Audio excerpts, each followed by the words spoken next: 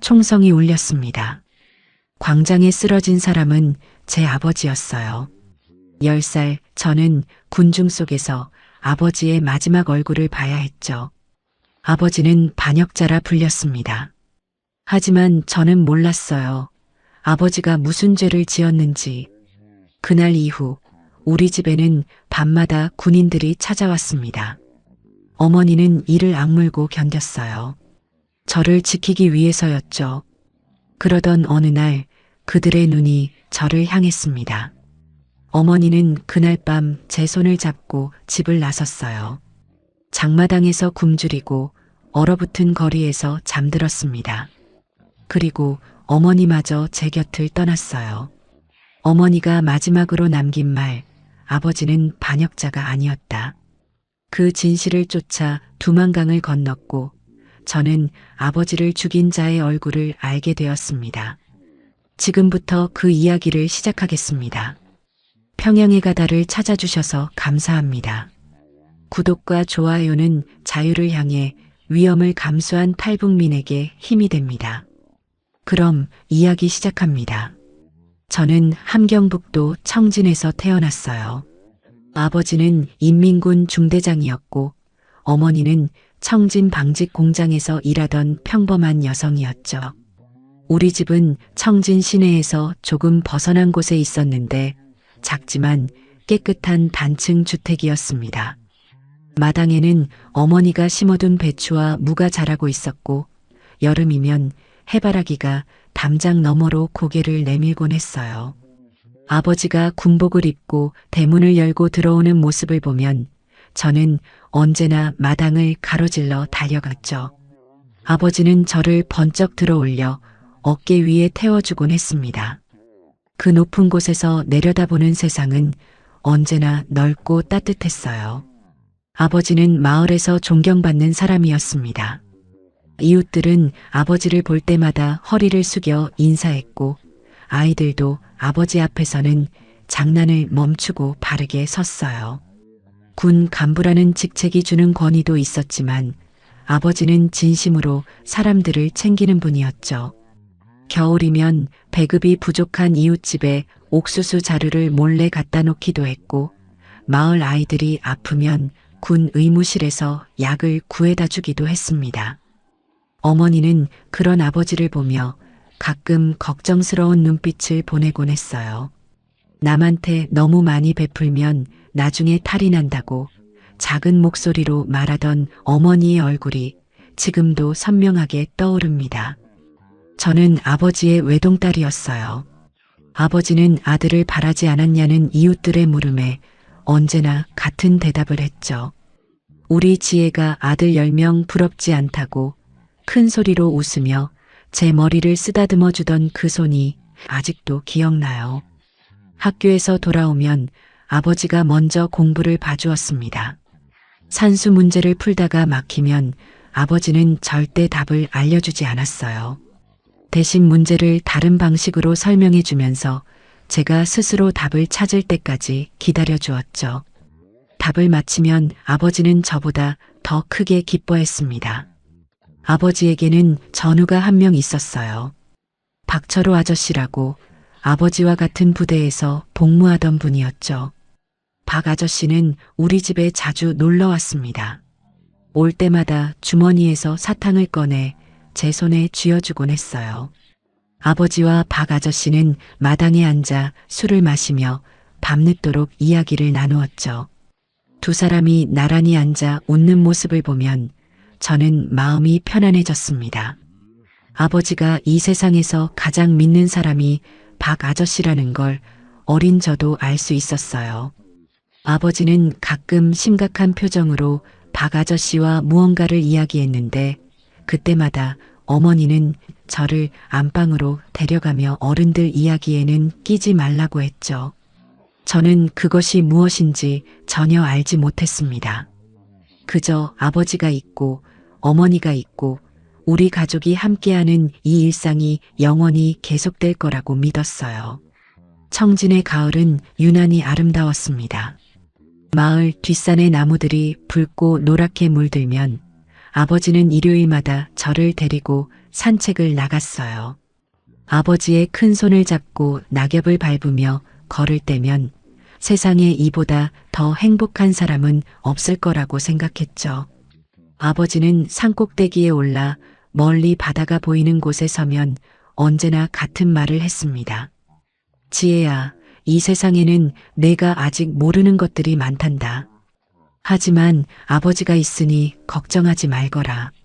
그 말이 무슨 뜻인지 당시에는 이해하지 못했어요. 아버지의 눈이 바다 너머 어딘가를 바라보고 있다는 것도 알아채지 못했죠. 10살의 저에게 세상은 아버지의 어깨 위에서 바라보던 그 풍경이 전부였습니다. 그날 밤은 유난히 추웠어요. 10살이 되던 해겨울, 저는 안방에서 어머니 옆에 누워 잠들어 있었습니다. 아버지는 늦게까지 부엌에서 무언가를 쓰고 있었죠.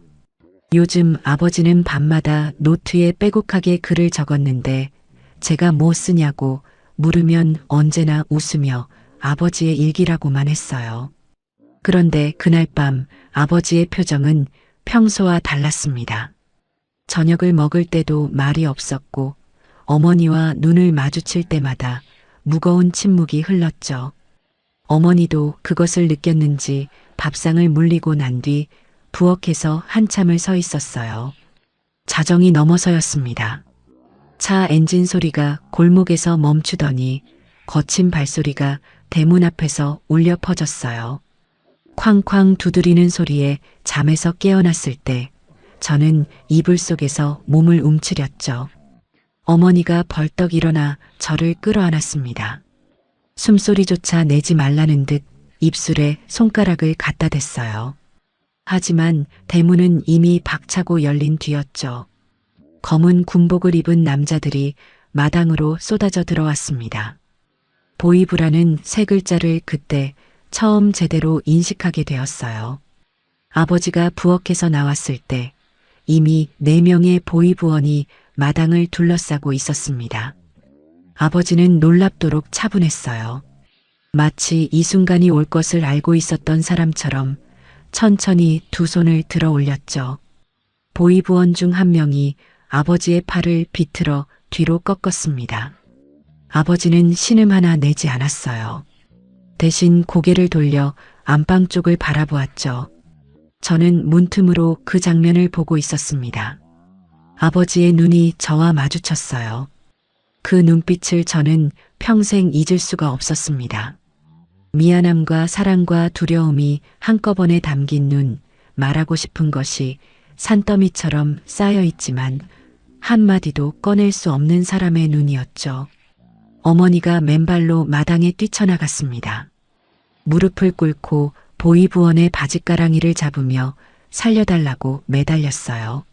하지만 그들은 어머니를 발로 걷어차듯 밀어냈죠. 아버지가 끌려나가며 딱 한마디를 남겼습니다. 지혜를 부탁한다. 그것이 아버지가 우리에게 남긴 마지막 말이었어요. 검은 차량의 문이 닫히고 엔진 소리가 골목 끝으로 사라질 때까지 어머니는 차가운 마당 바닥에 주저앉아 있었습니다. 저는 문틈에 서서 다리가 풀린 채 그 모든 것을 지켜보고 있었죠. 그날 밤 이후 우리 집에는 아무도 찾아오지 않았어요. 아침이 되자 이웃들은 우리 집 앞을 지나갈 때 고개를 돌렸습니다. 어제까지 인사를 나누던 옆집 아주머니는 대문을 열다가 저와 눈이 마주치자 급히 안으로 들어가 버렸죠. 마치 우리 가족이 하룻밤 사이에 투명 인간이 된 것 같았어요. 어머니는 하루 종일 아무 말도 하지 못했습니다. 부엌에 앉아 벽만 바라보던 어머니의 등이 그렇게 작아 보인 적은 처음이었어요. 저는 무슨 일이 일어난 건지 이해할 수가 없었습니다. 아버지가 왜 끌려갔는지, 왜 아무도 우리를 쳐다보지 않는지 10살의 머리로는 도무지 답을 찾을 수 없었죠. 다만 세상이 하룻밤 만에 완전히 달라졌다는 것만은 온몸으로 느낄 수 있었습니다. 아버지가 끌려간 다음 날 아버지의 부엌 자리에 가보았어요. 아버지가 매일 밤 글을 쓰던 그 자리는 텅 비어 있었습니다. 노트도 연필도 아무것도 남아있지 않았죠. 보이부가 모조리 가져간 것이었어요. 저는 빈 부엌 바닥에 앉아 한참을 울었습니다. 아버지의 체온이 아직 남아있는 것 같은 그 자리에서 아버지가 돌아올 거라고 믿고 싶었어요. 하지만 마당에서 들려오던 어머니의 소리 없는 울음이 아버지가 쉽게 돌아오지 못할 거라는 사실을 알려주고 있었습니다. 아버지가 끌려간 지 일주일이 지났을 때였어요. 동네 인민반장이 우리 집을 찾아와 내일 마을 광장으로 나오라고 통보했습니다. 인민재판이 열린다고 했죠. 어머니의 얼굴이 그 자리에서 하얗게 질렸어요. 인민재판이라는 말의 무게를 어머니는 이미 알고 있었던 것입니다. 하지만 10살인 저는 몰랐어요. 아버지를 다시 볼 수 있다는 생각에 오히려 가슴이 뛰기까지 했죠. 어머니는 그날 밤새 잠을 자지 못했습니다. 새벽녘에 부엌에서 물소리가 들려나가 보니 어머니가 차가운 수돗물에 얼굴을 씻으며 소리 없이 울고 있었어요. 아침이 밝았을 때 마을 전체가 광장으로 향하고 있었습니다. 사람들의 표정은 하나같이 굳어 있었어요. 저는 어머니의 손을 꼭 잡고 걸었죠. 어머니의 손이 얼음장처럼 차가웠습니다. 광장에 도착했을 때 이미 수백 명의 사람들이 모여 있었어요. 앞쪽에는 나무 기둥이 세워져 있었고 그 옆에 군인들이 일렬로 서 있었죠. 저는 사람들 틈에 끼어 앞이 잘 보이지 않았습니다. 발끝으로 서서 기둥 쪽을 바라보았어요. 그리고 숨이 멎었죠. 아버지였습니다. 일주일 만에 본 아버지는 완전히 다른 사람이 되어 있었어요. 깨끗하던 군복 대신 회색 죄수복을 입고 있었고 두 손은 뒤로 묶여 있었습니다. 얼굴에는 멍 자국이 가득했고 한쪽 눈은 부어서 거의 뜨지 못하는 상태였죠. 하지만 아버지는 고개를 꼿꼿이 세우고 서 있었어요. 무릎을 꿇으라는 군인의 고함에도 아버지는 쉽게 무릎을 꿇지 않았습니다. 군인이 소총 개머리판으로 아버지의 무릎 뒤를 내리쳤고 그제야 아버지가 앞으로 꺾이며 무릎을 꿇었어요. 저는 어머니의 손을 놓고 앞으로 달려가려고 했죠. 하지만 어머니가 저를 뒤에서 끌어안으며 입을 틀어막았습니다. 소리내지 마라. 제발 소리내지 마라. 어머니의 떨리는 목소리가 귓가에서 진동했어요. 재판이라 불리는 것이 시작되었습니다. 한 남자가 연단에 올라 아버지의 죄목을 읽어내려갔어요. 반국가 행위, 기밀 유출 모해, 체제 전복 시도. 그 단어들이 무슨 뜻인지 저는 하나도 알아들을 수 없었죠. 다만 그 말들이 아버지를 향한 것이라는 사실만이 칼날처럼 가슴에 박혔습니다. 군중 속에서 누군가가 소리쳤어요. 반역자를 처단하라. 그러자 여기저기서 같은 외침이 터져나왔죠. 어제까지 아버지에게 고개 숙여 인사하던 사람들, 아버지가 베풀었던 이웃들이 주먹을 들어 올리며 아버지를 향해 소리치고 있었습니다. 저는 그 광경을 믿을 수가 없었어요. 선고가 내려졌을 때 어머니의 몸이 완전히 무너져 내렸습니다. 총사령. 그 두 글자가 광장에 울려 퍼지는 순간 세상의 모든 소리가 사라진 것 같았어요. 아버지가 기둥에 묶였습니다. 군인들이 소총을 들어 올렸죠. 그 순간 아버지가 고개를 돌려 군중 속을 훑었어요. 저를 찾고 있었던 것입니다. 아버지의 성한 쪽 눈이 저와 마주쳤어요. 아버지는 웃었습니다. 피투성이 얼굴로 부어오른 입술로 저를 향해 힘겹게 미소를 지었어요. 그것이 아버지의 마지막 표정이었습니다. 총성이 울렸고 아버지의 몸이 앞으로 꺾이며 쓰러졌어요. 저는 비명을 질렀는지 울었는지 아무 소리도 내지 못했는지 기억이 나지 않습니다. 다만 아버지가 쓰러지는 그 장면이 느린 화면처럼 눈앞에서 재생되었고 그 장면은 그 이후로 단 하루도 저를 떠나지 않았어요. 광장에서 돌아오는 길, 어머니는 저를 업고 걸었습니다. 제 다리에 힘이 완전히 빠져 있었기 때문이었죠. 어머니의 등에서 저는 하늘을 올려다보았어요. 구름 한 점 없는 맑은 하늘이었습니다. 아버지가 총에 맞아 쓰러진 날의 하늘이 그토록 맑았다는 것이 10살의 저에게는 세상에서 가장 잔인한 일이었어요. 아버지의 처형 이후 우리 가족은 하루아침에 적대계층으로 분류되었습니다. 반역자의 아내, 반역자의 딸. 그것이 이제 우리를 부르는 이름이었어요. 학교에서 쫓겨났죠. 담임 선생님이 교실 앞에서 제 이름을 불렀을 때 반 아이들의 시선이 저를 향해 쏟아졌습니다. 선생님은 반역자의 자식은 인민의 학교에 다닐 자격이 없다고 했어요. 저는 책가방을 들고 교실을 나와야 했죠. 복도를 걸어 나오는데 어제까지 함께 줄넘기를 하던 친구들이 창문 너머로 저를 바라보고 있었습니다. 누구 하나 저를 불러 세우지 않았어요. 교문을 나서는 순간 뒤에서 누군가 돌멩이를 던졌습니다. 등에 맞았지만 뒤돌아보지 않았어요. 울면 안 된다는 것을 이미 배운 뒤였죠. 배급이 끊겼습니다. 어머니는 방직 공장에서도 해고되었어요. 적대계층에게 일자리를 줄 수 없다는 것이 이유였죠. 어머니는 이웃집을 돌며 도움을 구했지만 모두가 문을 닫았습니다. 반역자의 가족과 어울리면 자기네도 위험해진다며 눈을 피했어요. 어머니가 가장 마지막으로 찾아간 곳은 박철호 아저씨의 집이었습니다. 아버지의 절친한 전우였으니 어머니는 그래도 그 사람만큼은 도와줄 거라고 기대했던 것이죠. 하지만 박 아저씨의 집 대문은 굳게 닫혀 있었고 아무리 불러도 대답이 없었어요. 어머니는 그 대문 앞에서 한참을 서 있다가 돌아왔습니다.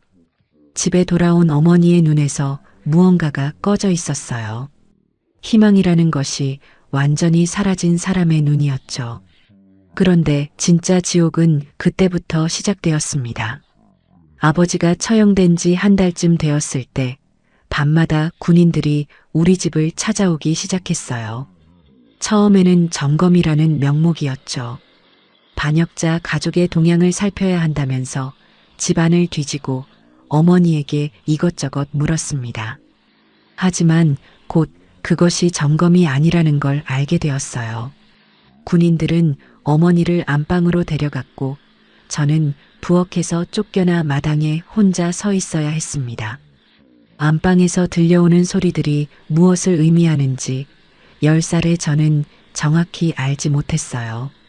다만 어머니가 이를 악물고 신음을 삼키는 소리가 차가운 마당 공기를 뚫고 저의 귓가에 닿았습니다. 저는 두 귀를 틀어막고 웅크린 채 그 시간이 끝나기만을 기다렸어요. 군인들은 떠나면서 어머니의 손에 돈 몇 푼을 쥐어주었습니다. 마치 그것으로 모든 것이 정당해지기라도 하는 것처럼 아무렇지 않은 얼굴로 대문을 나섰어요. 어머니는 그 돈을 바닥에 던지지도 거부하지도 못했습니다. 그 돈이 아니면 내일 먹을 것이 없었기 때문이었죠. 어머니는 매번 그 돈을 주먹 안에 꽉 쥔 채 한참을 떨었어요. 그리고 다음 날 아침 아무 일도 없었다는 듯 그 돈으로 장마당에서 옥수수를 사왔습니다. 밥상 앞에 앉은 어머니의 손목에 멍이 들어있는 것을 보았지만 저는 아무것도 묻지 못했어요. 물으면 어머니가 더 힘들어질 것 같았기 때문이었죠. 그 일이 한 달, 두 달, 석 달 계속되었습니다. 군인들은 번갈아 가며 찾아왔어요. 어떤 날은 한 명이, 어떤 날은 두세 명이 한꺼번에 왔죠. 어머니는 점점 말이 없어졌습니다. 밥을 차려주는 손이 떨렸고 밤이 되면 몸을 잔뜩 움츠린 채 대문 쪽을 바라보았어요. 그래도 어머니는 절대 저 앞에서 무너지지 않았습니다. 아침이면 일어나 제 얼굴을 씻겨주고 머리를 빗겨주며 오늘도 힘내자고 했어요. 어머니의 그 강인함이 어디에서 오는 것인지 그때의 저는 알 수 없었죠. 어머니가 결심을 굳힌 것은 제가 11살이 되던 봄이었습니다. 그날 밤에도 군인이 찾아왔어요. 하지만 그날은 달랐습니다. 군인이 안방으로 가지 않고 부엌에 있던 저에게 다가왔어요. 야, 이리 와봐라. 그 목소리를 듣는 순간 온몸이 얼어붙었습니다. 어머니가 번개처럼 달려와 저를 등 뒤로 밀어 넣었어요. 어머니는 군인 앞에 서서 제발 아이한테는 손대지 말라고 했습니다. 목소리가 갈라지고 있었지만 어머니의 눈은 처음으로 불꽃처럼 타오르고 있었어요. 군인은 혀를 차며 물러났지만 떠나면서 다음에는 딸도 데려갈 거라는 말을 남겼죠. 그날 밤 어머니는 저를 꼭 끌어안고 말했습니다. 지혜야, 우리 여기를 떠나자. 어머니의 목소리에는 더 이상 두려움이 없었어요. 무엇이든 할 수 있다는 결연한 각오만이 남아 있었죠. 어머니와 저는 그날 밤 짐이라 할 것도 없는 보따리 하나를 싸서 청진을 떠났습니다. 갈 곳이 정해져 있었던 것은 아니었어요. 다만 이곳을 벗어나야 한다는 절박함만이 우리를 움직이게 했죠. 어머니는 기차를 탈 엄두를 내지 못했습니다. 적대계층의 이동은 감시 대상이었고 역에서 신분증 검사에 걸리면 끝이었기 때문이었어요. 우리는 밤길을 걸었습니다. 이틀 밤을 걸어서 회령 근처의 작은 마을에 도착했죠. 어머니의 발바닥에는 물집이 터져 피가 흐르고 있었지만 어머니는 아프다는 말을 한마디도 하지 않았어요. 회령의 장마당은 청진과는 다른 세계였습니다. 사람들이 살기 위해 무엇이든 파는 곳이었어요. 옥수수, 감자, 헌옷, 중국산 과자, 심지어 쥐약까지. 없는 게 없었고 있는 것은 모두 사고 팔았죠. 어머니는 장마당 한쪽 구석에 자리를 잡고 삭바느질을 시작했습니다. 청진 방직 공장에서 배운 솜씨가 그나마 쓸모가 있었던 것이었어요. 하지만 돈은 턱없이 부족했습니다. 삭바느질로 버는 돈은 하루 한 끼를 겨우 해결하는 수준이었죠. 저도 가만히 앉아 있을 수가 없었어요. 12살이 된 저는 장마당에서 할 수 있는 일을 찾아 나섰습니다. 처음에는 짐을 나르는 일을 했어요. 시장 상인들이 물건을 실어 나를 때 도와주면 옥수수 한 줌이나 동전 몇 개를 주었죠. 무거운 짐을 등에 지고 시장 골목을 오가다 보면 등이 휘어지는 것 같았습니다. 하지만 배가 고프다는 것보다 더 나쁜 고통은 없었어요. 굶주림 앞에서는 자존심이라는 것이 아무런 의미가 없었죠. 어떤 날은 상인들이 버린 시든 채소를 주워다가 죽을 끓였습니다. 어머니와 저는 그 물 같은 죽을 나눠 먹으며 하루를 버텼어요. 장마당에서 가장 힘들었던 것은 추위였습니다. 회령의 겨울은 함경북도에서도 손꼽히게 혹독했어요. 영하 20도가 넘는 날에도 장마당은 문을 닫지 않았죠. 저는 얇은 소못 하나로 바람을 막아야 했습니다. 손가락이 곱아 물건을 잡을 수가 없었고 발가락 감각이 사라지는 날이 부지기수였어요. 어머니는 자신의 외투를 벗어 저에게 입히곤 했는데 그러면 어머니가 추위에 떨었습니다. 서로의 옷을 밀고 당기며 다투던 그 시간들이 비참하면서도 이상하게 따뜻한 기억으로 남아 있어요. 장마당에는 저처럼 부모를 잃거나 가족이 뿔뿔이 흩어진 아이들이 많았습니다. 꽃제비라고 불리는 아이들이었죠. 그 아이들은 시장 바닥에 떨어진 음식 부스러기를 줍거나 상인들의 물건을 슬쩍해서 생존했어요. 저는 아직 어머니가 곁에 있었기에 그 아이들과는 조금 달랐지만 그들을 볼 때마다 등골이 서늘해졌습니다. 만약 어머니마저 없어지면 저도 저 아이들처럼 될 거라는 공포가 늘 가슴 한편에 도사리고 있었어요. 어머니의 몸이 서서히 망가져가고 있었습니다. 청진에서의 그 일들이 어머니의 몸과 마음에 깊은 상처를 남겼던 것이었죠. 기침이 멈추지 않았고 얼굴빛이 날로 누렇게 변해갔어요.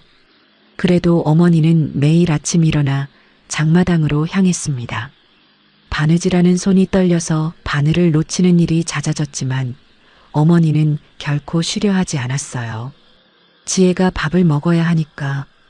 어머니가 입버릇처럼 하던 그 말이 돌이켜보면 자신의 몸을 갈아 넣으며 저를 살리겠다는 처절한 다짐이었던 것입니다. 저는 그때 어머니의 사랑이 얼마나 무겁고 뜨거운 것인지를 서서히 깨닫기 시작했어요. 하지만 깨달음은 언제나 너무 늦게 오는 것이었죠. 회령에 온 지 2해가 지나고 있었습니다. 어머니의 기침은 이제 밤낮으로 멈추지 않았어요. 처음에는 감기인 줄 알았죠. 장마당에서 찬바람을 맞으며 일하다 보면 누구나 걸리는 감기라고 어머니도 저도 대수롭지 않게 여겼습니다. 하지만 기침에 피가 섞여 나오기 시작하면서 더 이상 모른 척할 수가 없게 되었어요. 어머니는 기침을 할 때마다 손바닥으로 입을 막았는데 손을 뗀 자리에 붉은 얼룩이 번져 있었죠.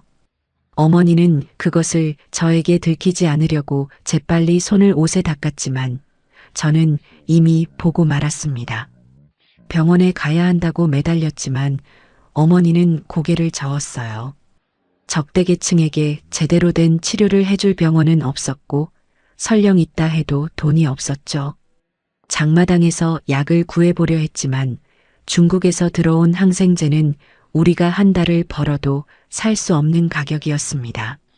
저는 장마당 상인들에게 무릎을 꿇고 외상을 사정했어요. 어떤 상인은 불쌍하다는 듯 해열제 몇 알을 쥐어주었고 어떤 상인은 꺼지라며 발길질을 했죠. 겨우 구한 해열제 몇 알로는 어머니의 병을 막을 수 없었습니다. 어머니의 몸이 급격히 무너진 것은 그의 겨울이었어요. 더 이상 장마당에 나갈 수 있는 상태가 아니었습니다. 걸음을 옮기는 것조차 힘들어했고 하루 종일 얇은 이불 위에 누워 기침을 했죠. 저는 혼자 장마당에 나가 짐을 나르고 허드렛 일을 하고 버려진 음식을 주워 어머니에게 가져갔습니다. 어머니는 제가 가져온 음식을 거의 먹지 못했어요. 한 숟갈을 넘기면 기침이 터지고 기침이 시작되면 온몸이 경련하듯 흔들렸죠. 저는 어머니의 등을 쓸어주며 괜찮아질 거라고 말했지만 그 말이 거짓이라는 것을 우리 둘 다 알고 있었습니다. 어느 날 밤이었어요. 어머니가 저를 불렀습니다. 지혜야, 이리 와서 앉아라. 어머니의 목소리는 기침으로 갈라져 있었지만 그날따라 이상하게 차분했어요. 저는 어머니 곁에 바짝 다가앉았죠. 촛불 하나가 어머니의 얼굴을 비추고 있었습니다. 해가 뜨는 것처럼 환했던 어머니의 얼굴이 이제는 뼈 위에 가죽만 남은 것 같았어요. 하지만 어머니의 눈만은 또렷하게 빛나고 있었죠. 무언가를 반드시 전해야 한다는 의지가 그 눈 속에 불처럼 타오르고 있었습니다. 어머니가 천천히 입을 열었어요. 지혜야, 아버지 이야기를 해줄게. 그 한마디에 저의 심장이 크게 뛰었습니다. 아버지가 처형된 이후로 어머니는 단 한 번도 아버지에 대해 말한 적이 없었어요. 아버지의 이름을 꺼내는 것 자체가 위험한 일이었고 어머니 스스로도 그 기억을 감당할 수 없었던 것이었죠. 하지만 그날 밤에 어머니는 달랐습니다. 마치 마지막이라는 것을 아는 사람처럼 한 글자 한 글자에 온 힘을 실어 말하기 시작했어요. 아버지는 반역자가 아니었다. 어머니의 그 말이 좁은 방 안에 울려 퍼졌습니다. 저는 숨을 멈추고 어머니의 입술을 바라보았어요. 어머니는 이어서 말했죠. 아버지는 군에서 끔찍한 것들을 보았고 그것을 참을 수 없었던 사람이었다고. 아버지가 밤마다 노트에 적던 것은 일기가 아니라 기록이었다고. 하지만 그 이상은 말해주지 못했어요. 기침이 다시 시작되었고 이번에는 멈추지 않았습니다. 피가 섞인 기침이 한참을 계속되었고 저는 어머니의 등을 쓸며 울었어요. 기침이 간신히 잦아들었을 때 어머니는 떨리는 손으로 제 얼굴을 감싸쥐었습니다. 그리고 이름 하나를 알려주었어요. 중국 영길에 사는 이모, 어머니의 언니였죠.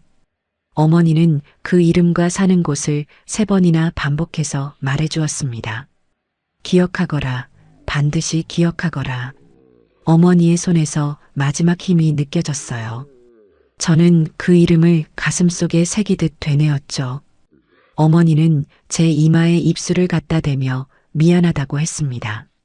엄마가 더 잘해주지 못해서 미안하다고, 너를 이런 세상에 남겨두고 가서 미안하다고. 저는 가지 마세요. 제발 가지 마세요 하고 울부짖었지만 어머니의 눈이 서서히 감기고 있었어요. 새벽이 밝아올 무렵 어머니의 숨이 완전히 멈추었습니다. 저는 차갑게 식어가는 어머니의 손을 놓지 못한 채 해가 뜰 때까지 그 자리에 앉아 있었어요. 어머니가 떠난 뒤 세상은 소리를 잃은 것 같았습니다. 아침에 눈을 떠도 어머니의 기침 소리가 들리지 않았고 장마당에 나가도 어머니가 바느질하던 자리는 비어 있었어요. 13살 저는 이 세상에 완전히 혼자가 되었죠. 어머니의 장례라 할 것도 없었습니다. 이웃에 살던 할머니 한 분이 도와주어 산기슭에 얕은 구덩이를 파고 어머니를 묻었어요. 비석도 꽃도 없는 무덤이었죠. 흙을 덮고 나서 저는 한참을 그 자리에 서 있었습니다. 울어야 하는데 눈물이 나오지 않았어요. 아버지를 잃었을 때 쏟아냈던 눈물이 다 말라버린 것 같았죠. 장마당으로 돌아왔지만 혼자서 살아가는 것은 전혀 다른 차원의 싸움이었습니다. 어머니가 있을 때는 그래도 어머니의 삭바느질 수입이 있었고 어머니가 상인들과 관계를 만들어 놓은 덕분에 일거리를 구할 수 있었어요. 하지만 어머니가 없는 13살 소녀에게 일을 맡기려는 상인은 많지 않았죠. 집 나르는 일도 더 크고 힘센 남자아이들에게 밀렸습니다. 저는 시장 구석에서 쓰레기를 뒤지고 상인들이 버린 음식 찌꺼기를 주워 끼니를 떼어야 했어요. 꽃제비의 삶이 시작된 것이었죠. 겨울이 다가오자 잠잘 곳이 문제가 되었습니다. 어머니와 함께 지내던 새방은 더 이상 유지할 수 없었어요. 방세를 낼 돈이 없었기 때문이었죠. 집주인은 나가라는 말 한마디와 함께 대문을 잠가버렸습니다. 저는 장마당 근처의 빈 창고나 건물 처마 밑에서 잠을 청해야 했어요. 골판지를 깔고 비닐을 덮어 바람을 막았지만 영하 20도가 넘는 한밤중에는 이가 딱딱 부딪히며 온몸이 떨렸습니다. 발가락 끝에 감각이 사라지는 밤이면 이대로 잠들면 영영 깨어나지 못할 수도 있다는 공포가 엄습했어요. 저는 살기 위해 밤새 제자리에서 발을 구르고 손을 비비고 스스로의 뺨을 때리며 잠을 쫓았습니다. 그 즈음이었어요. 장마당에서 아버지에 대한 소문을 듣게 된 것은 옥수수를 팔던 한 아주머니가 제가 청진에서 왔다는 말을 듣더니 혹시 김상철의 딸이냐고 물었습니다. 아버지의 이름이었어요. 저는 심장이 멈추는 것 같았죠. 그 아주머니는 목소리를 낮추며 말했습니다.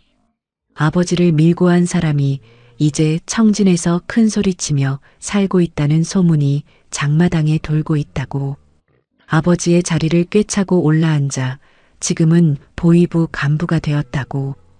그 말을 듣는 순간 가슴속 깊은 곳에서 불덩이가 치밀어 올랐어요. 아버지를 죽인 것은 총을 쏜 군인이 아니었습니다. 아버지를 밀고 한 그 누군가가 진짜 살인자였던 것이었죠. 분노가 저를 지탱했습니다. 굶주림에 쓰러질 것 같은 날에도 추위에 의식이 흐려지는 밤에도 그 분노가 꺼지지 않는 불씨처럼 저를 일으켜 세웠어요. 밀고자가 누구인지 반드시 알아내겠다는 집념이 삶의 이유가 되었죠. 어머니가 남긴 2가지, 아버지는 반역자가 아니었다는 진실과 중국 영길의 이모 이름. 그 두 가지가 제가 가진 전부였습니다. 하지만 13살 꽃제비에게 진실을 파헤칠 힘은 없었어요. 밀고자의 이름을 알아내는 것조차 멀고 험한 일이었죠. 저는 장마당 바닥에 주저앉아 하늘을 올려다보며 아버지에게 말했습니다. 아버지, 조금만 기다려주세요. 반드시 알아내겠습니다. 누가 아버지를 죽였는지. 차가운 겨울 하늘은 아무런 대답도 해주지 않았지만 가슴속의 불꽃은 오히려 더 거세게 타올랐어요. 꽃제비 생활이 1년을 넘기고 있었습니다. 14살이 된 저는 장마당의 생리를 몸으로 익혀가고 있었어요. 어디에서 음식을 구할 수 있는지, 어떤 상인이 남은 물건을 나눠주는지, 단속반이 언제 돌아다니는지, 생존의 기술을 하나씩 배워갔죠. 가장 중요한 것은 사람을 읽는 눈이었습니다. 누가 위험하고 누가 믿을 만한지 눈빛만 보면 알 수 있게 되었어요. 그것은 굶주림과 배신이 가르쳐준 감각이었죠. 밀고자의 정체를 알게 된 것은 그의 가을이었습니다. 장마당에서 알게 된 아주머니가 한 분 있었어요. 청진 출신으로 남편을 잃고 회령으로 흘러온 사람이었죠. 그 아주머니는 제 사정을 알고 가끔 먹을 것을 나눠주곤 했습니다. 어느 날 저녁 그 아주머니가 조심스럽게 제 옆에 앉더니 낮은 목소리로 말을 꺼냈어요. 내 아버지를 밀고 한 사람이 누군지 아느냐고. 저는 모른다고 대답했습니다. 심장이 목구멍까지 차올랐지만 겉으로는 아무렇지 않은 척했어요. 아주머니가 말한 이름은 박철호였습니다. 그 이름을 듣는 순간 머릿속에서 폭탄이 터진 것 같았어요. 박철호, 박 아저씨, 아버지의 가장 가까운 전우, 우리 집에 놀러와서 저를 무릎에 앉히고 사탕을 쥐어주던 그 사람이었죠. 저는 아주머니의 말을 믿을 수가 없었습니다. 그 사람이요? 진짜 그 사람이 밀고 한 거예요? 아주머니는 고개를 끄덕이며 말했어요. 청진에서는 다 아는 이야기라고. 박철호가 내 아버지를 보위부에 넘기고 그 공으로 승진했다는 것은 공공연한 비밀이라고 했죠. 그날 밤 저는 빈 창고 구석에 웅크리고 앉아 떨었습니다. 추위 때문이 아니었어요. 분노 때문이었죠. 박 아저씨의 얼굴이 눈앞에 떠올랐습니다. 사탕을 건네주며 웃던 그 얼굴, 아버지와 나란히 앉아 술을 마시며 웃던 그 얼굴, 지혜야 이리 와봐라 하며 팔을 벌리던 그 얼굴, 그 얼굴 뒤에 밀고자의 얼굴이 숨어 있었던 것이었어요. 아버지가 가장 믿었던 사람, 자신의 비밀을 함께 나눴을지도 모르는 사람이 뒤통수에 칼을 꽂았던 것이었죠. 어머니가 왜 박 아저씨의 집 앞에서 돌아올 때 눈빛이 죽어 있었는지 그제야 이해할 수 있었습니다. 어머니는 이미 알고 있었던 것이었어요. 혹은 의심하고 있었던 것이었죠. 아버지의 가장 가까운 전우가 밀고자였다는 사실을 어머니는 혼자 가슴에 품고 병들어갔던 것이었습니다. 그것을 저에게 말하지 않은 것은 10살짜리 딸의 마음에 복수의 불씨를 심고 싶지 않았기 때문이었을 거예요. 하지만 이미 늦었습니다. 불씨는 이미 타오르고 있었고 박철호라는 이름은 기름이 되어 그 불을 걷잡을 수 없이 키워놓았죠. 장마당 아주머니는 더 많은 이야기를 들려주었습니다. 박철호는 아버지를 밀고 한 공으로 중대장 자리를 넘어 보위부 간부로 올라섰다고 했어요. 청진에서 위세를 떨치며 살고 있고 밀고의 대가로 좋은 집과 배급을 받고 있다고 했죠. 아버지가 총에 맞아 쓰러진 그 자리 위에 박철호가 올라서서 호의호식하고 있다는 사실이 차가운 칼날처럼 가슴을 갈랐습니다. 그 순간 저는 다짐했어요. 반드시 살아남겠다고. 살아남아서 아버지의 진실을 밝혀내겠다고. 그리고 박철호라는 이름을 세상이 기억하게 만들겠다고. 14살 소녀의 주먹이 피가 날 정도로 꽉 쥐어졌지만 그 아픔조차 느끼지 못할 만큼 분노가 온몸을 가득 채우고 있었습니다. 밀고자의 이름을 알게 된 뒤로 저는 더 이상 이 땅에서 할 수 있는 일이 없다는 것을 깨달았습니다.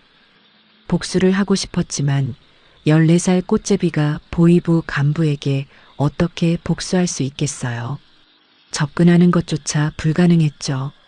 그리고 무엇보다 어머니가 남긴 유언이 저를 다른 방향으로 이끌고 있었습니다. 아버지는 반역자가 아니었다는 어머니의 말, 그리고 중국 연길에 있는 이모의 이름. 그 두 가지가 나침반처럼 저를 두만강 쪽으로 향하게 했어요. 탈북이라는 것을 본격적으로 생각하기 시작한 것은 15살이 되던 해였습니다. 장마당에서 떠도는 동안 두만강을 건넌 사람들의 이야기를 여러 번 들었어요. 누구는 무사히 건넜고, 누구는 잡혀서 끌려갔고, 누구는 강 위에서 총에 맞았다고 했죠. 성공 확률이 얼마나 되는지는 아무도 정확히 알지 못했습니다. 다만 목숨을 걸어야 한다는 것은 분명했어요. 하지만 저는 이미 잃을 것이 아무것도 남아있지 않았습니다. 아버지도 없고 어머니도 없고 집도 없고 이름조차 반역자의 딸이라는 낙인으로 덮여 있었죠. 죽더라도 이곳에서 꽃제비로 얼어 죽는 것보다는 강 위에서 죽는 편이 낫다고 생각했어요. 브로커를 찾는 것이 첫 번째 관문이었습니다. 장마당에는 암암리의 탈북을 도와주는 브로커들이 있었어요. 하지만 그들에게 다가가려면 돈이 필요했죠. 저는 석 달 동안 장마당에서 할 수 있는 모든 일을 닥치는 대로 했습니다. 짐을 나르고 쓰레기를 치우고 상인들의 심부름을 뛰었어요. 잠자는 시간을 줄이고 먹는 양을 더 줄이며 한 푼, 두 푼 모았죠. 그렇게 모은 돈은 브로커가 요구하는 금액에 한참 못 미쳤지만 장마당 아주머니가 나머지를 보태주었습니다. 내가 살아남아야 내 아버지 이야기가 사라지지 않는다며 주름진 손으로 돈을 쥐어주던 그 아주머니의 얼굴을 저는 평생 잊지 못할 거예요. 브로커를 만난 것은 초겨울이었습니다. 나이가 50쯤 되어 보이는 남자였어요. 이름은 알려주지 않았고 저도 묻지 않았죠. 그는 강이 완전히 얼기를 기다려야 한다고 했습니다. 얼음이 사람 무게를 견딜 만큼 두꺼워져야 건널 수 있다고 했어요. 하지만 너무 두꺼워지면 경비가 강화되니까 타이밍이 중요하다고 했죠. 브로커는 제 얼굴을 한참 들여다보더니 말했습니다. 어린 것이 간이 크다고. 저는 대답하지 않았어요. 간이 큰 게 아니라 잃을 것이 없는 것뿐이었으니까요. 그날이 다가오고 있었습니다. 15살 겨울, 두만강에 얼음이 단단하게 잡히기 시작했어요. 브로커가 사흘 뒤 밤 11시에 강변으로 나오라고 했죠. 남은 사흘 동안 저는 어머니의 무덤에 다녀왔습니다. 산기슭에 이름 없는 흙무덤 앞에 쪼그리고 앉아 한참을 이야기했어요. 엄마, 저 이제 갑니다. 이모를 찾아갈게요. 아버지 이야기도 반드시 알아낼게요. 바람이 답을 대신하듯 불어왔고 마른 풀잎이 흙무덤 위에서 흔들렸습니다. 저는 그것을 어머니의 대답이라고 믿기로 했어요. 무덤을 떠나면서 뒤를 돌아보지 않았습니다. 돌아보면 발이 떨어지지 않을 것 같았기 때문이었죠. 마지막 밤 장마당 구석 빈 창고에 누워 천장을 올려다보았어요. 내일이면 이 땅을 떠나는 것이었습니다. 두려웠느냐고 묻는다면 두렵지 않았다고 말하면 거짓말이겠죠. 하지만 두려움보다 더 큰 무언가가 저를 밀어내고 있었어요. 아버지의 진실, 어머니의 유언, 그리고 반역자의 딸이라는 이름을 벗어던지고 싶은 간절함. 그것들이 두려움을 삼키고도 남았습니다. 약속된 밤이 왔습니다. 15살 겨울, 밤 11시. 브로커가 정한 장소에 나갔을 때 두만강은 칠흑 같은 어둠 속에 얼어붙어 있었어요. 강 건너편은 중국이었습니다. 불빛 하나 보이지 않는 깜깜한 벌판이었죠. 숨을 내쉬면 하얀 입김이 얼굴 앞에서 흩어졌어요. 영하 20도는 넘는 추위였지만 떨리는 것이 추위 때문인지 두려움 때문인지 구분할 수 없었습니다. 브로커가 먼저 나서며 발밑의 얼음을 확인했어요. 발로 몇 번 세게 내려찍더니 고개를 끄덕이며 괜찮다는 신호를 보내왔죠. 저는 얼어붙은 강 위에 첫 발을 내디뎠습니다. 얼음이 발밑에서 삐걱거리는 소리가 났어요. 그 소리가 온 세상에 울려 퍼지는 것 같았죠. 심장이 터질 것 같았습니다. 국경 수비대가 이 소리를 듣지는 않았을까? 총을 겨누고 있지는 않을까? 온갖 공포가 머릿속을 휘저었어요. 하지만 발을 멈출 수는 없었습니다. 한 발, 두 발, 세 발. 뒤를 돌아보지 않기로 했어요. 뒤에는 아버지를 죽인 땅이 있었고 어머니를 앗아간 세상이 있었죠. 앞에는 아무것도 보이지 않았지만 적어도 뒤보다는 나을 거라고 믿었습니다. 강 한가운데쯤 왔을 때 갑자기 브로커가 납작 엎드리라고 손짓했어요. 저는 반사적으로 얼음 위에 몸을 던졌습니다. 차가운 얼음이 뺨에 닿는 순간 숨이 멎었죠.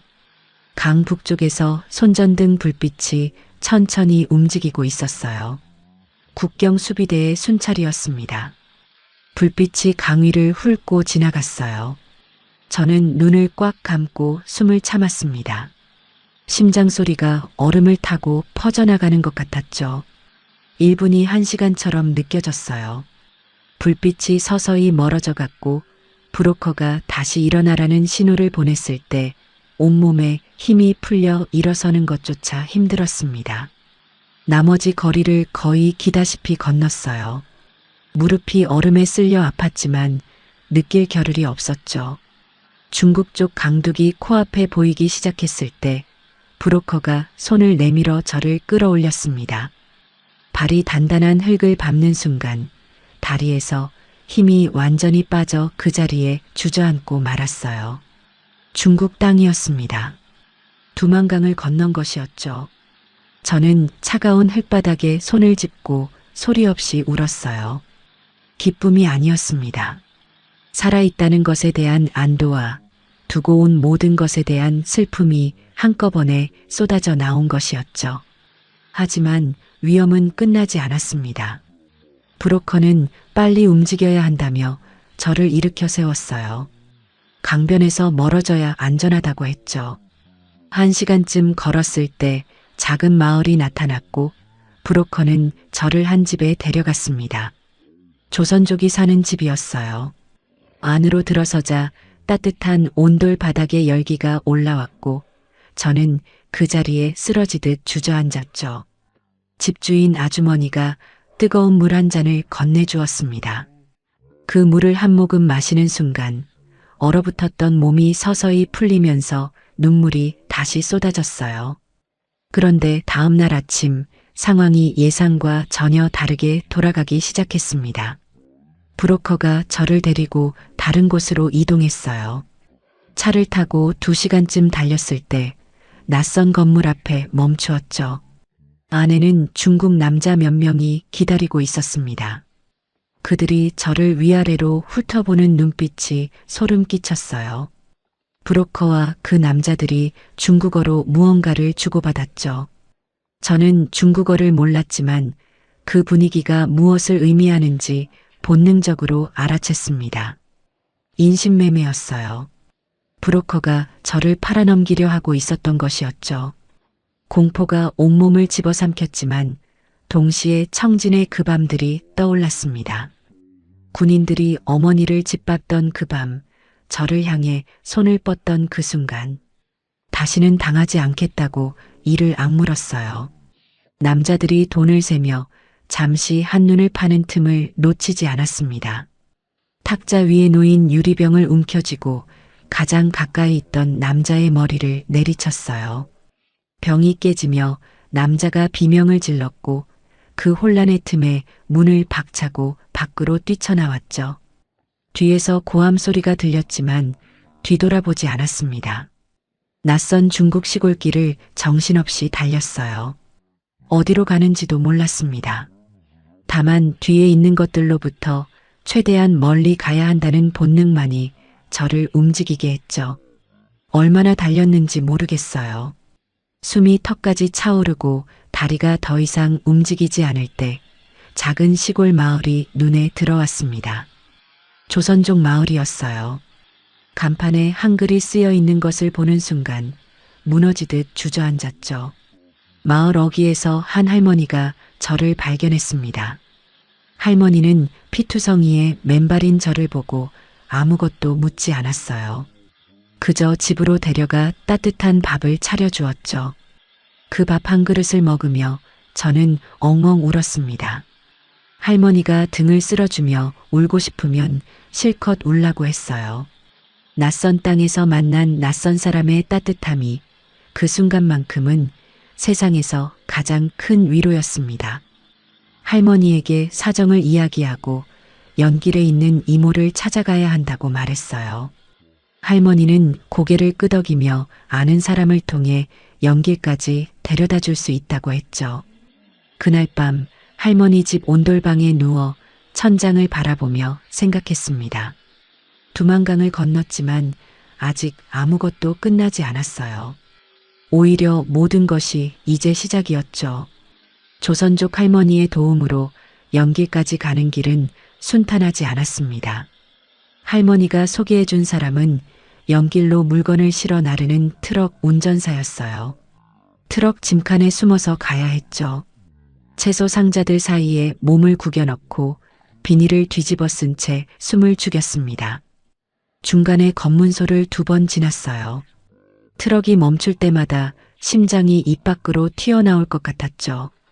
공안이 짐칸 문을 열고 손전등을 비추는 소리가 들렸습니다. 저는 채소 상자 뒤에 웅크린 채 숨을 완전히 멈추었어요. 손전등 불빛이 짐칸을 한 바퀴 훑더니 문이 다시 닫혔죠. 그제야 터질 것 같은 숨을 내쉬었습니다. 연길에 도착한 것은 다음 날 새벽이었어요. 트럭에서 내렸을 때 다리가 풀려 제대로 서지 못했습니다. 온몸이 채소 냄새에 절어 있었고 관절마다 쑤시고 아팠죠.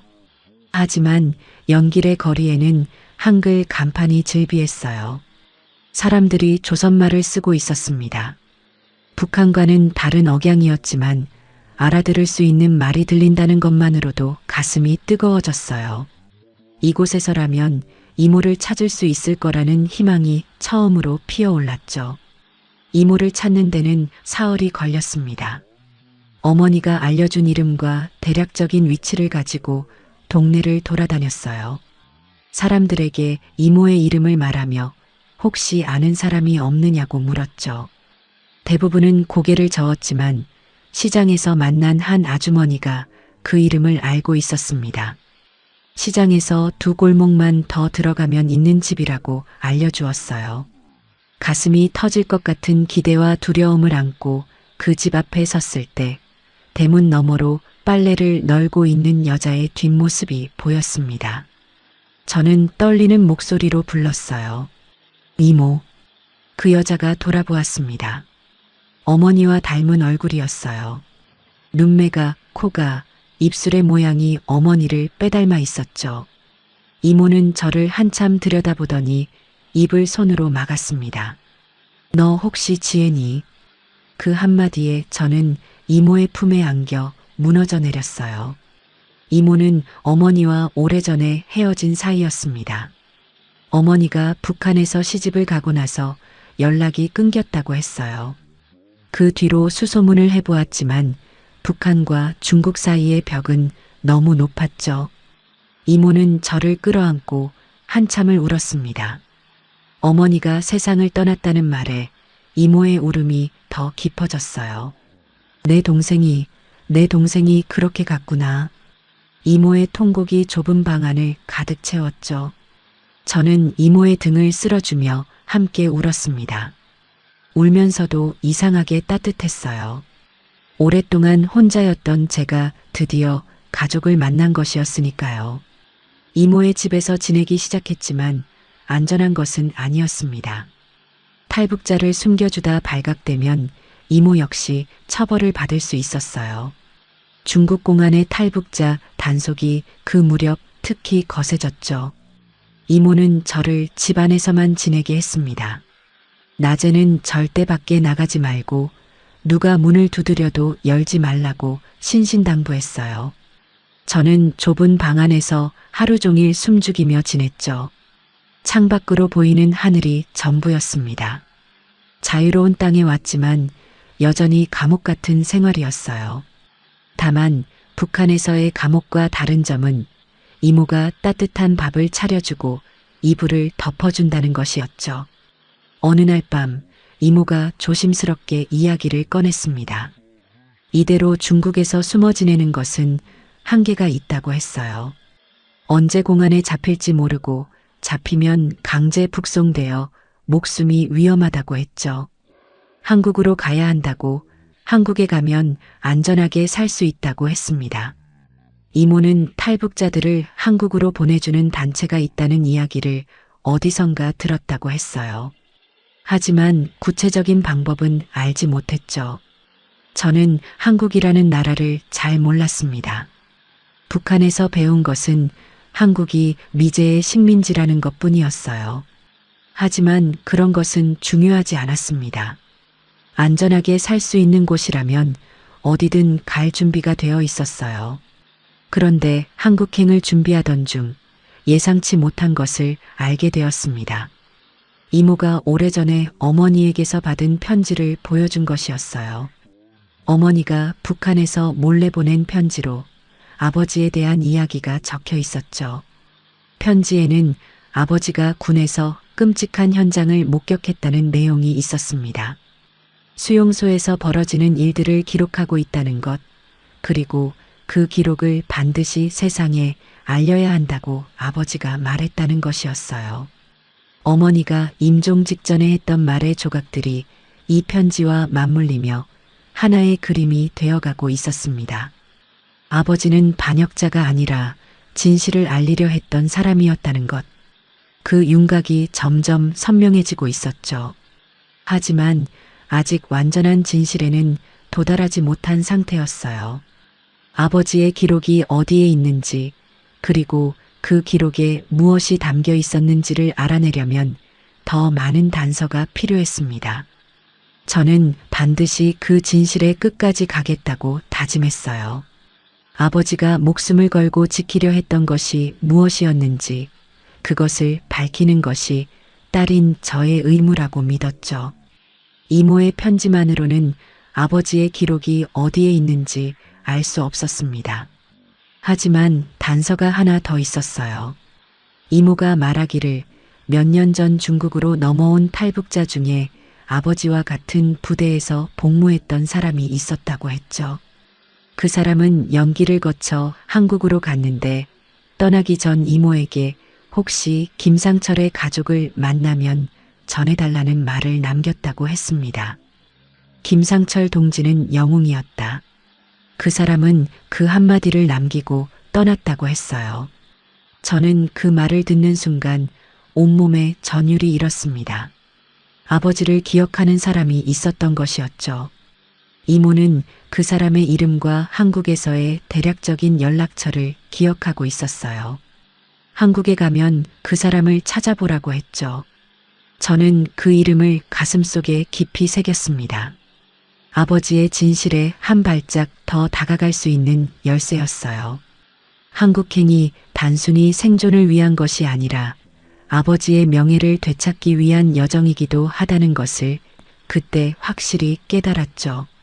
한국으로 가는 길은 멀고 위험했습니다. 이모가 수소문 끝에 탈북자 지원단체와 연결이 되었어요. 그들은 중국에서 제3국을 거쳐 한국으로 가는 루트를 안내해 주었죠. 중국에서 바로 한국으로 갈 수는 없었습니다. 동남아시아의 한 나라를 경유해야 했어요.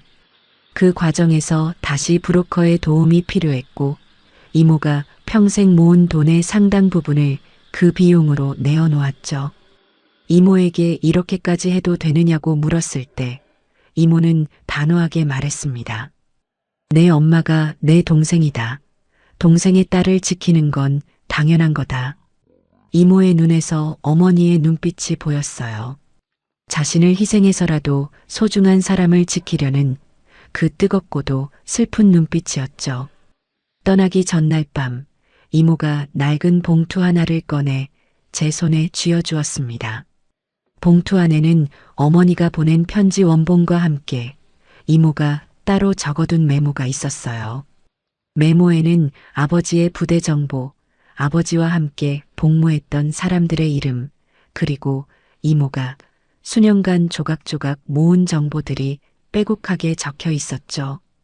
이모는 어머니와 연락이 끊긴 뒤로도 아버지에게 무슨 일이 있었는지 혼자서 알아보고 있었던 것이었습니다. 이걸 들고 한국에 가서 반드시 진실을 밝혀라. 내 아버지는 죄인이 아니다. 이모의 목소리가 떨렸지만 눈빛만은 단단했어요. 중국을 떠나 동남아시아를 거치는 여정은 또 다른 지옥이었습니다. 세부 내용을 말하기 어려울 만큼 고된 길이었어요. 밀림을 걷고 낯선 나라의 경찰을 피하고 좁은 방에 갇혀 며칠씩 기다리기를 반복했죠. 함께 이동하던 탈북자들이 있었는데 저보다 나이가 많은 어른들이었습니다. 그들도 저마다의 사연을 안고 목숨을 건 여정에 나선 사람들이었어요. 한 아주머니는 북한에 두고 온 아이들 이야기를 할 때마다 울음을 참지 못했고, 한 아저씨는 수용소에서 탈출했다며 등에 남은 매 자국을 보여주었죠. 우리는 서로의 이름도 과거도 자세히 묻지 않았습니다. 다만 같은 방향을 향해 걷고 있다는 것만으로 서로를 위로했어요. 여정 중에 가장 무서웠던 순간은 라오스 국경을 넘을 때였습니다. 밤중에 산길을 걷는데 갑자기 총소리가 들렸어요. 모두가 땅바닥에 엎드렸죠. 브로커가 국경 수비대의 경고 사격이라며 움직이지 말라고 했습니다. 저는 풀숲에 얼굴을 묻고 두 귀를 틀어막았어요. 두만강을 건너던 그 밤이 떠올랐습니다. 또다시 총소리 속에 있었죠. 하지만 이번에는 달랐어요. 두만강에서는 혼자였지만 이곳에서는 같은 길을 걷는 사람들이 옆에 있었습니다. 옆에 엎드려 있던 아주머니가 떨리는 손으로 제 손을 잡아주었어요. 그 손의 온기가 공포를 조금이나마 녹여주었죠. 총소리가 멈추고 한참이 지나서야 다시 일어나 걸었습니다. 무릎이 후들거렸지만 멈출 수 없었어요. 마침내 한국 대사관에 도착했을 때 저는 바닥에 주저앉아 한참을 울었습니다. 대사관 직원이 다가와 이제 안전하다고 걱정하지 말라고 했어요. 그 말을 듣는 순간 그동안 꾹꾹 눌러놓았던 모든 감정이 한꺼번에 터져나왔죠. 아버지의 총살, 어머니의 죽음, 청진의 밤들, 장마당의 굶주림, 두만강의 얼음, 인신매매의 공포, 밀림의 총소리. 그 모든 것이 눈물이 되어 쏟아졌습니다. 직원이 따뜻한 담요를 어깨에 둘러주었어요. 그 담요의 무게가 오래간만에 느끼는 안전의 무게였습니다. 한국에 도착한 뒤 하나원에서 정착 교육을 받는 동안 저는 이모가 준 봉투를 열어 메모를 다시 정리했어요. 그리고 이모가 알려준 그 사람, 아버지와 같은 부대에서 복무했던 탈북자를 찾아 나섰습니다. 수소문 끝에 서울 외곽의 작은 아파트에서 그를 만났어요. 머리가 희끗한 50대 남자였죠. 그는 저를 보자마자 김상철의 딸이라는 것을 알아보았습니다. 아버지를 많이 닮았다고, 눈매가 똑같다고 했어요. 그리고 천천히 아버지의 이야기를 들려주기 시작했죠. 아버지는 군 간부로 복무하면서 정치범 수용소의 운영에 관여하게 되었다고 했습니다. 수용소에서 벌어지는 참상을 직접 목격했다고 했어요. 굶주림으로 죽어가는 수감자들, 고문, 공개 처형, 강제노동. 아버지는 그것을 더 이상 견딜 수 없었다고 했죠. 밤마다 노트에 기록을 남기기 시작한 것은 그때부터였다고 합니다. 수용소의 위치, 수감자 수, 사망자 수, 고문의 방법, 처형의 과정. 아버지는 모든 것을 꼼꼼하게 기록했어요. 그리고 그 기록을 외부로 빼내어 세상에 알리려는 계획을 세웠던 것이었죠. 아버지가 가장 믿었던 전우 박철호에게 그 계획을 털어놓았고 박철호는 아버지를 돕겠다고 약속했다고 합니다. 하지만 박철호가 그 약속을 지키는 대신 선택한 것은 밀고였어요. 아버지의 기록과 계획을 보위부에 넘기고 그 대가로 승진과 특권을 받아낸 것이었죠. 아버지는 체포된 뒤에도 끝까지 단독 범행이라고 진술했다고 합니다. 가족을 지키기 위해서였어요. 만약 조직적인 활동으로 분류되면 가족까지 수용소에 끌려갈 수 있었기 때문이었죠. 아버지는 자신의 목숨을 대가로 어머니와 저를 지키려 했던 것이었습니다. 그 이야기를 들으며 저는 눈물을 멈출 수가 없었어요. 아버지가 매일 밤 부엌에서 쓰던 그 노트, 아버지의 눈에 서려 있던 그 무거운 슬픔, 끌려가면서 남긴 마지막 한마디, 지혜를 부탁한다. 그 모든 것의 의미를 이제야 비로소 이해하게 된 것이었죠.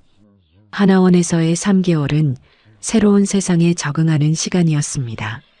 처음 하나원에 들어갔을 때 모든 것이 낯설었어요.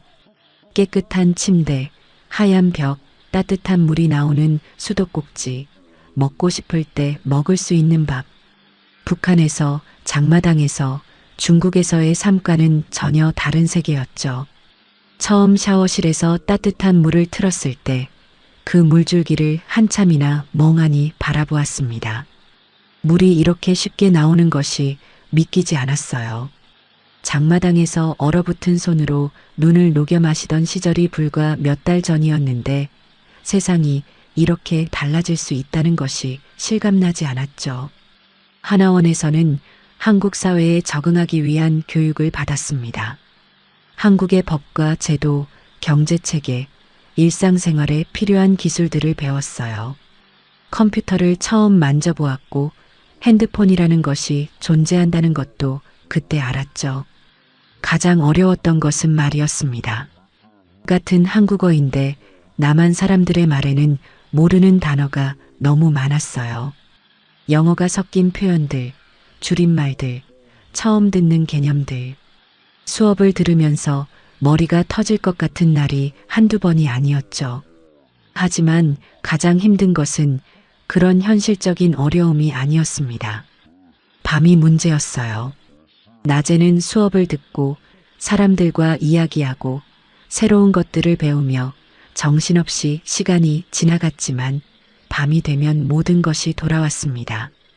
불을 끄고 눈을 감는 순간 총성이 들렸어요. 광장에서 아버지가 쓰러지는 장면이 눈앞에 펼쳐졌죠. 어머니가 군인들에게 끌려가는 소리, 어머니의 신음, 두만강 위에서 들었던 순찰대의 발소리, 인신매매범들의 고함. 그 모든 소리가 밤마다 귓가에 울려 퍼졌습니다. 비명을 지르며 깨어나는 밤이 일주일에 서너 번이었어요. 같은 방을 쓰는 탈북 여성이 놀라서 일어나 등을 쓸어주곤 했죠. 그때마다 죄송하다고 말하면 그 언니는 괜찮다며 나도 그렇다고 했습니다. 우리는 모두 같은 악몽을 안고 살아가는 사람들이었어요. 하나원 상담사가 저에게 외상후 스트레스 장애라는 말을 해주었습니다. 처음 듣는 단어였어요. 상담사는 제가 겪은 일들이 너무 컸기 때문에 마음이 아직 그 시간 속에 갇혀 있는 것이라고 설명해 주었죠. 치료가 필요하다고 했습니다. 저는 치료라는 말에 고개를 저었어요. 몸이 아픈 것도 아닌데 무슨 치료냐고 생각했죠. 하지만 상담사는 마음의 상처도 몸의 상처와 같다고 치료하지 않으면 덧난다고 했습니다. 그 말이 가슴에 와닿았어요.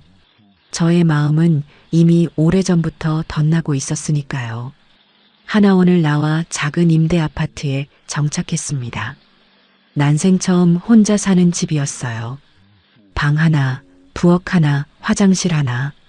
작은 공간이었지만 저에게는 궁궐이나 다름없었죠. 문을 잠그고 안에 있으면 아무도 들어올 수 없다는 사실이 어떤 호화로운 가구보다 더 큰 위안이었습니다. 청진에서 밤마다 군인들이 문을 두드리던 그 공포에서 처음으로 벗어난 느낌이었어요. 하지만 자유라는 것은 생각보다 무거웠습니다. 아무도 저를 감시하지 않고, 아무도 저에게 명령하지 않고, 아무도 저를 위협하지 않는 세상. 그런데 그 자유 속에서 오히려 길을 잃은 것 같은 기분이 들었어요. 한국에서의 첫 해는 생존과 적응의 연속이었습니다. 검정고시를 준비하며 학업을 이어갔고 편의점에서 아르바이트를 시작했어요. 처음으로 손님에게 감사합니다라고 말했을 때 목소리가 떨렸던 것을 기억합니다. 북한 억양이 들킬까봐 늘 긴장했죠. 실제로 억양 때문에 이상한 눈초리를 받은 적이 한두 번이 아니었어요. 어디서 왔느냐는 질문에 대답하기가 두려웠습니다. 탈북자라고 하면 사람들의 시선이 달라지는 것을 여러 번 경험했어요. 어떤 사람은 불쌍하다는 눈으로 보았고 어떤 사람은 경계하는 눈으로 보았죠. 둘 다 편하지 않았습니다. 하지만 포기할 수 없었어요.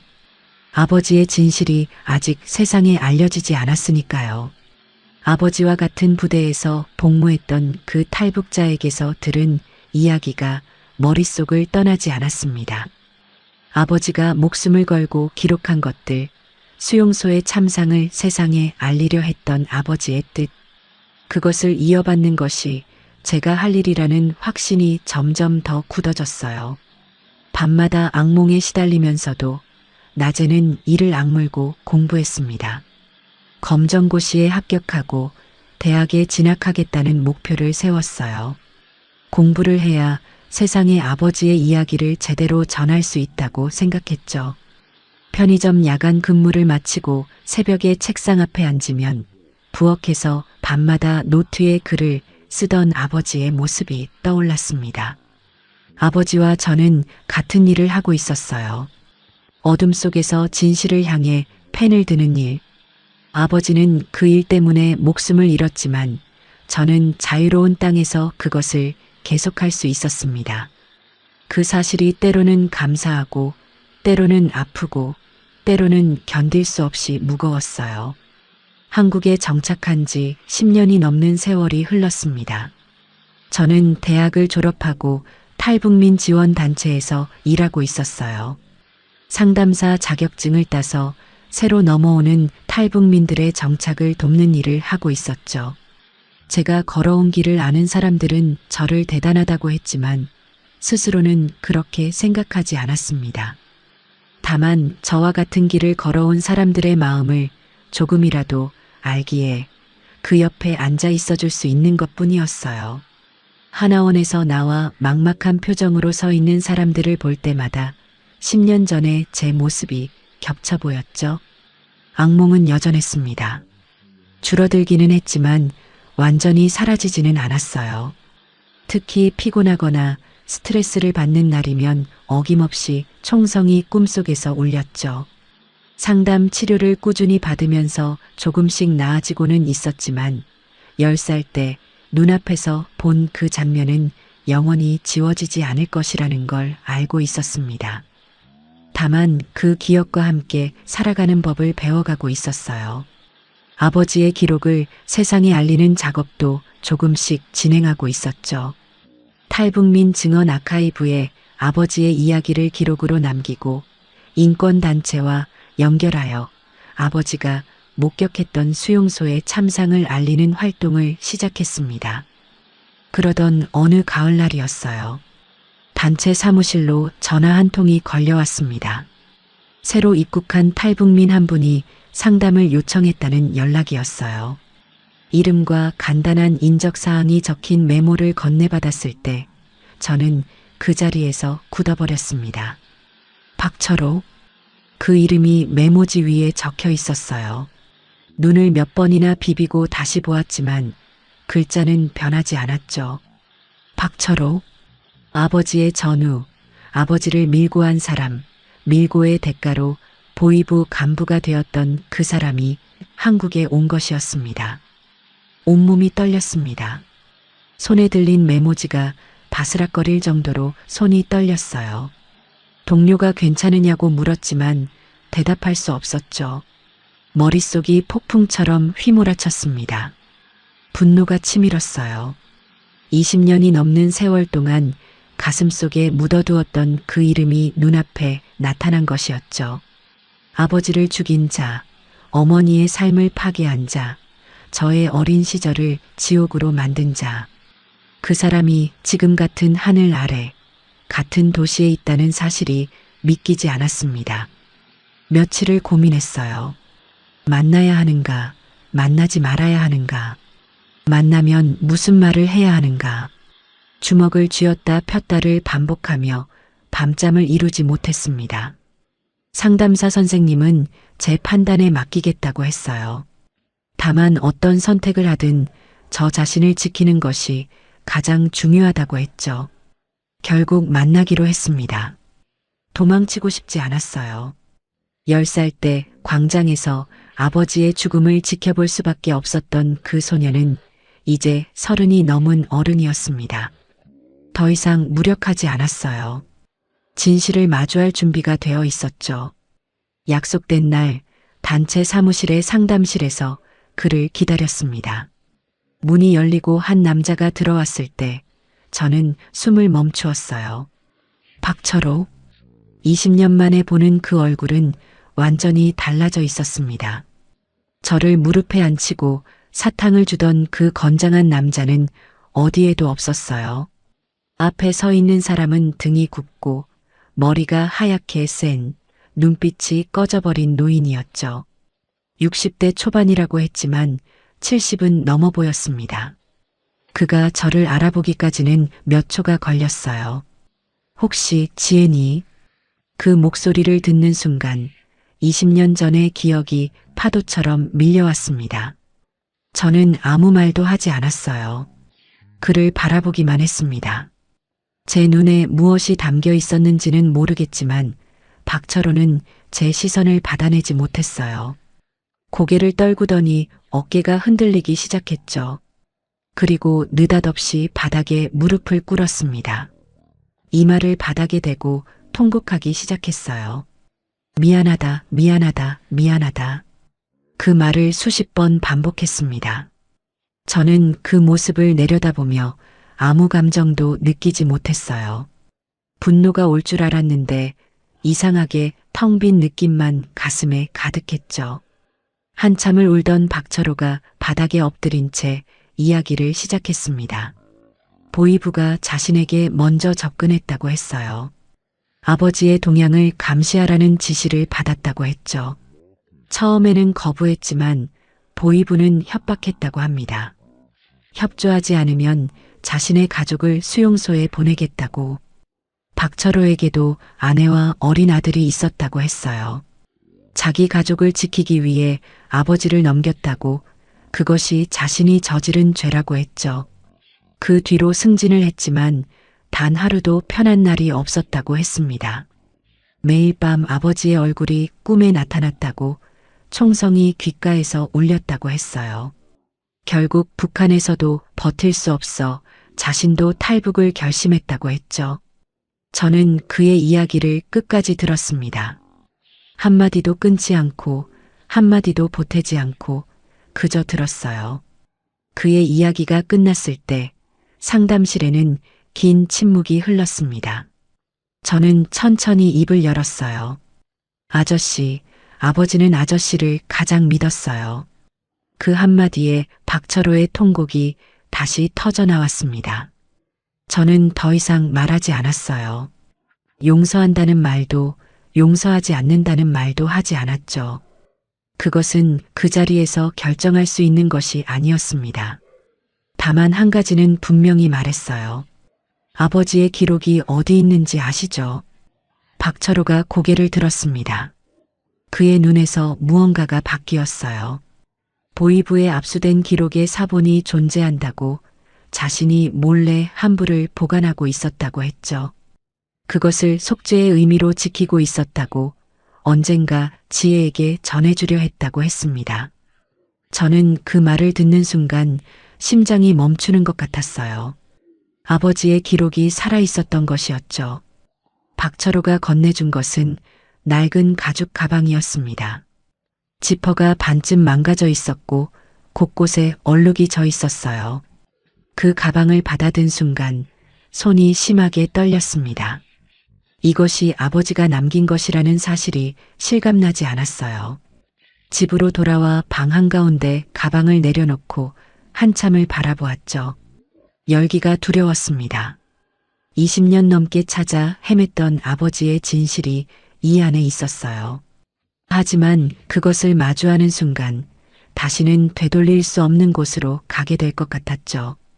2시간쯤 그렇게 앉아 있다가 마침내 떨리는 손으로 지퍼를 열었습니다. 안에는 노트 3권과 사진 몇 장, 그리고 얇은 종이 뭉치가 들어 있었어요. 노트를 펼치는 순간 아버지의 글씨가 눈에 들어왔습니다. 단정하고 반듯한 글씨. 어릴 때 아버지가 산수 문제를 풀어줄 때 보았던 바로 그 글씨였어요. 20년의 세월이 단숨에 무너져 내렸습니다. 아버지의 손에서 나온 글자들이 눈앞에 살아있었어요. 저는 노트를 가슴에 껴안고 한참을 울었습니다. 아버지가 매일 밤 부엌에서 쓰던 그 노트가 이것이었구나. 아버지의 체온이 아직 남아있는 것 같은 착각이 들었어요. 노트에는 아버지가 군 간부로서 목격한 정치범 수용소의 참상이 빼곡하게 기록되어 있었습니다. 날짜별로 정리된 기록에는 수감자들의 생활 실태, 강제 노동의 현장, 영양실조로 죽어가는 사람들의 숫자, 고문이 구체적인 방법, 공개 처형의 과정이 담겨 있었어요. 아버지는 감정을 억누르고 최대한 객관적으로 기록하려 했지만 군데군데 글씨가 흐트러진 부분이 있었습니다. 그 부분에서 아버지의 떨림이 느껴졌어요. 특히 어린아이들에 대한 기록 앞에서 아버지의 글씨가 유난히 흔들려 있었죠. 8살 남아 부모의 죄로 수감, 영양실조 상태 심각. 그 옆에 아버지는 작은 글씨로 적어 놓았습니다. 우리 지혜와 같은 나이다. 그 한 줄을 읽는 순간 저는 숨을 쉴 수가 없었어요. 아버지는 이 기록을 왜 남겼을까? 노트의 마지막 페이지에 그 답이 적혀 있었습니다. 아버지는 이 기록이 언젠가 세상에 알려지기를 바랐어요. 누군가가 이것을 읽고 이곳에서 벌어지는 일을 알게 되기를 바랐죠. 아버지는 적었습니다. 나는 군인이다. 이 체제 안에서 명령을 따르는 군인이다. 하지만 인간이기도 하다. 인간으로서 이것을 보고 침묵할 수 없다. 이 기록이 밖으로 나가지 못하더라도, 누군가의 손에 닿지 못하더라도 나는 기록한다. 기록하는 것이 내가 인간으로 남을 수 있는 유일한 방법이기 때문이다. 아버지의 그 마지막 문장을 읽었을 때 가슴속에서 무언가가 단단하게 굳어지는 것을 느꼈습니다. 아버지의 기록을 세상에 알리기로 결심한 뒤 저는 인권단체와 언론에 연락을 취했습니다. 쉬운 일이 아니었어요. 기록의 진위를 검증하는 과정이 필요했고 관련 전문가들의 확인을 거쳐야 했죠.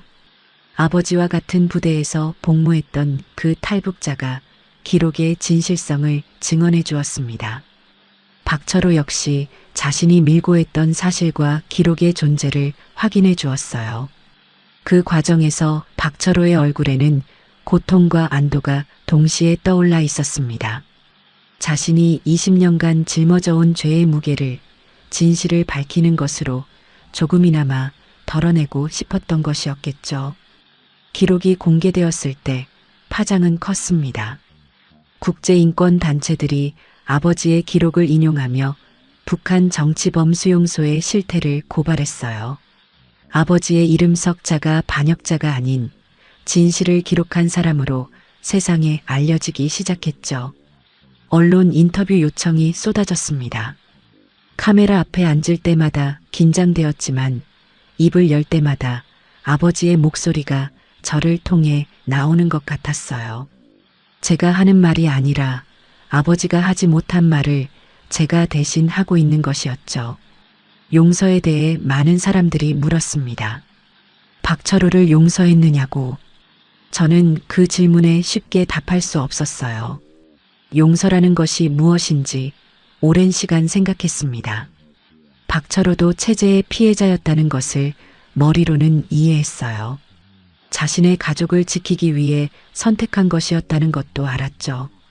하지만 그 선택이 제 아버지의 목숨을 앗아갔고 어머니를 파멸로 몰아넣었고 10살짜리 소녀의 세상을 통째로 무너뜨렸다는 사실은 변하지 않았습니다. 용서하겠다고 말하는 것은 거짓이었고 영원히 용서하지 않겠다고 말하는 것도 진실이 아니었어요. 저는 그 사이 어딘가에 서 있었습니다. 아마 평생 그 자리에 서 있게 될지도 모르겠어요. 어느 날 증언 행사를 마치고 돌아오는 길에 하늘을 올려다보았습니다. 맑은 가을 하늘이었어요. 아버지가 총살당하던 그날의 하늘도 이렇게 맑았죠. 10살의 저는 그 맑은 하늘이 세상에서 가장 잔인하다고 생각했습니다. 하지만 30이 넘은 지금 같은 하늘을 올려다보며 다른 생각을 했어요. 아버지가 그토록 지키려 했던 진실이 이 하늘 아래 살아남았다는 것. 총성으로 아버지의 입을 막았지만 아버지의 기록은 죽지 않았다는 것. 그리고 반역자의 딸이라 불리던 10살 소녀가 지금 이 자리에서 아버지의 이름을 되찾아주고 있다는 것.